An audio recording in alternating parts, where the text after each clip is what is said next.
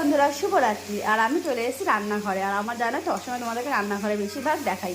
তো দেখো, আজকে আমি এখানে মশলা পাকানো করছি। এখানে কি মশলা আছে? এখানে আছে আদা বাটা, জিরে বাটা, কাঁচা লঙ্কা বাটা, আর একটু পেঁয়াজ ফোড়ন, আর রয়েছে সব রকম মশলা, যা যা মশলা লাগে আর কি। আজকে মেনু কি? আজকে তোমাদেরকে মেনু দেখাচ্ছি। খুব খুব দারুণ একটা জিনিস। হয়তো অনেকে ঘেন্না পাবে, প্লিজ ঘেন্না পাবে না, হ্যাঁ। কি দেখাবো কি দেখাবো গেস করো, কি দেখাবো? হয়তো অনেকে খাও, অনেকে খাও না। তো কি দেখাবো? এই দেখো, এটা কি বলো তো? এর মধ্যে আছে গিলে আছে, মেটে আছে, মুরগির ঠ্যাং আছে, আর মাথা আছে। তো আমি ভীষণ ভীষণ ভালোবাসি, কি বলবো, মানে এতটাই ভালোবাসি, মানে মাংস মানে ফেল আর কি, মানে যাকে বলে চিকেন মাটন ফেল আমি প্রচুর ভালোবাসি। মানে বেশি খাবো না, অল্পই খাবো, ভীষণ ভালোবাসি। আর এখানে আছে মশলা কষাচ্ছি আমি। রীতিমতো মশলা কষানো প্রায় হয়ে গেছে, আমি একটু হালকা জল দেবো। আর তোমাদেরকে পুরোপুরি দেখাবো আজকে আমার এই রান্নাটা, হ্যাঁ।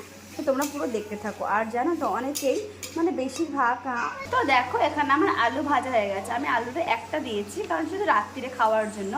তো জাস্ট একটু আলু ছোটো ছোটো করে গোট গোট করে কেটে ভাজা হয়ে গেছে। আর এখানে প্রায় মশলাটা কষাচ্ছি। ভালোই লাগবে খেতে। যারা যারা খাওয়া, প্লিজ কমেন্ট করে জানিও আমাকে, আশা করি খুব ভালো লাগবে। তো দেখো বাইরে পুরো অন্ধকার, চলো তো কষানো হোক। তো দেখো ছেড়ে দিয়েছে মশলা, দেখতেই পাচ্ছ। আর আমার এই মানে মুরগির ছালটা পুরো একদম পরিষ্কার করে ধোয়া রয়েছে, একদম পুরো ফ্রেশ ধোয়া দিয়েছি। তো আমি এখন এক এক করে দিয়ে দিই, চলো।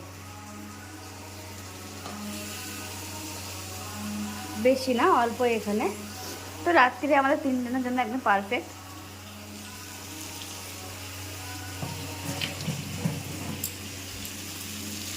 দেখতে পাচ্ছি একদম তেল ছেড়ে দিয়েছে, কালার চলে এসেছে।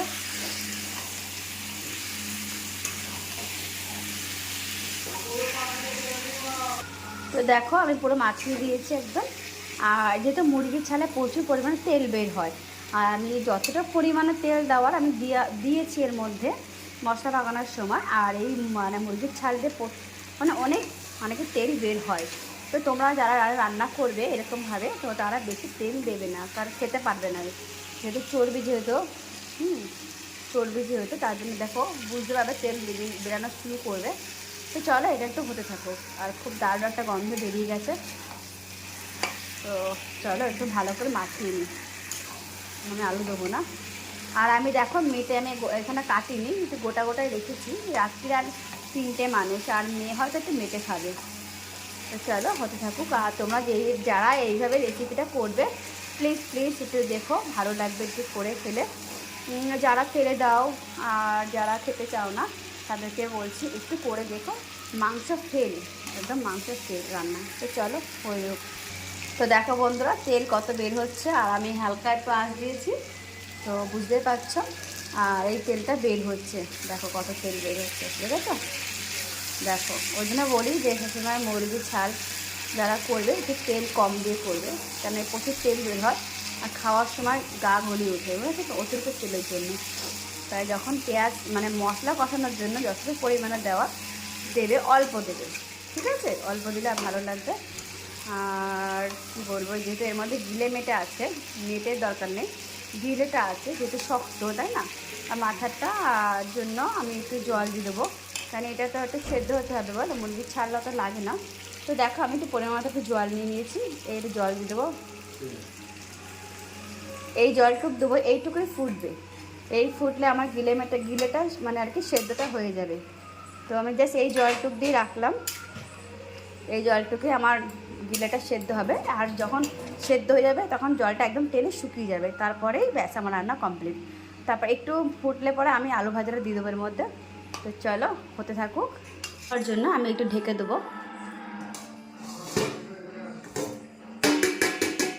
চলো একটু ঢাকা থাকুক। আর এখন ঢাকনাটা তুলে দিই, দেখি কি খবর।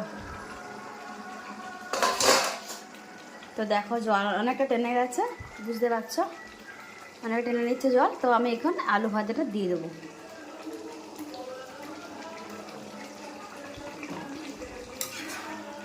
ওটা দিয়ে দিলাম, এবার একটু কষবে। যেটা আমি ঝোল রাখবো না, ঝোল ভালো লাগে না, এই মুরগির ছাল ঝোল একদম ভালো লাগবে না। তো দেখতে পাচ্ছ কালারটা বেশ হচ্ছে আস্তে আস্তে। তো চলো এটা হোক, আমি আস্তে আর একটু কমিয়ে দিই, হোক আস্তে আস্তে করে, যেহেতু এটা এখন টানবে।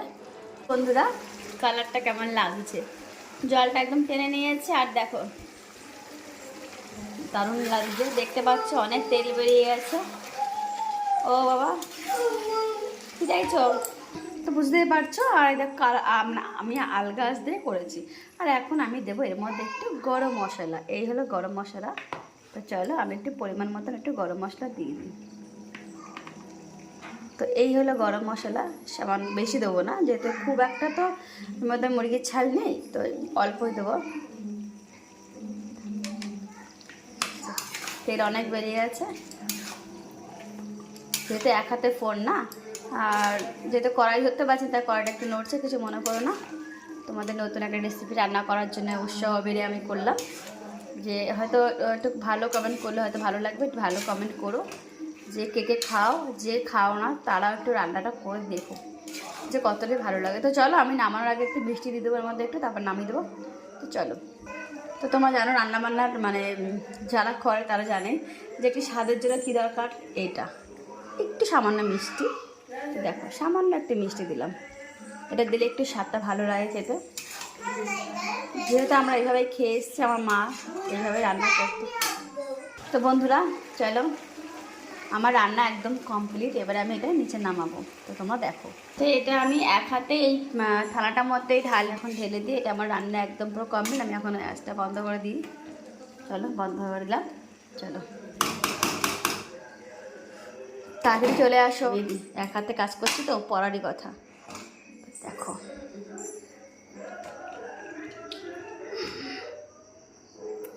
ঠিক আছে, কত কালারফুল এসছে। তো এটা হাত দিয়ে পুড়িয়ে নিই, তোমরা দেখতে থাকো ভিডিওটা। তো চলো বন্ধুরা, কেমন দেখলাম ভিডিওটা, আর দেখো পুরো রুটি দিয়ে, গরম গরম রুটি দিয়ে দারুণ লাগবে খেতে। তো যারা যারা আমার এই রেসিপিটা মানে করতে চাও প্লিজ করে খেও। তো চলো টাটা, আমার এই রেসিপির জন্য সকলকে অনেক অনেক ভালোবাসা জানালাম। আর বেশি বেশি করে প্লিজ এই ভিডিওটা শেয়ার করো, আর লাইক করো, কমেন্ট করো, আর নতুন পেজে কেউ নতুন হয়ে থাকো ফলো ব্যাক করে দিও, ফলো করে দিও।